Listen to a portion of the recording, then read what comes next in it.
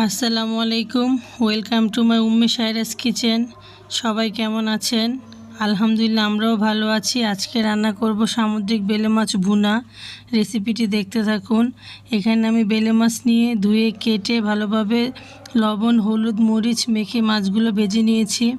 এখন আমি কড়াইয়ে পেঁয়াজ কুচি দিয়ে হালকা ভেজে নিব। একটু লবণ দিয়ে দিলাম।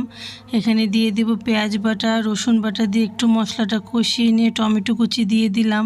টমেটো কুচি দিয়ে আবারও ভালোভাবে মশলাটা কষিয়ে দিয়ে দিব হলুদ, ধনিয়া, ভাজা জিরা গুঁড়া, মরিচ গুঁড়ো দিয়ে মশলাটা ভালোভাবে কষিয়ে অল্প একটু পানি দিয়ে দিলাম।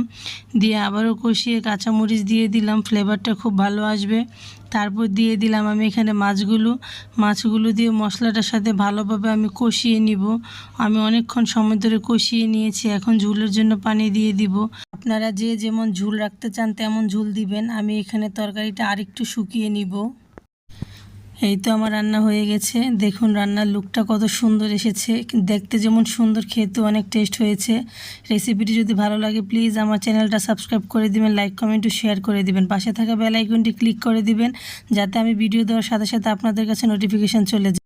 কথায় অনেক ভুল থাকতে পারে, প্লিজ ক্ষমা সুন্দর দৃষ্টিতে দেখবেন। সবাই ভালো থাকবেন। আল্লাহ হাফেজ।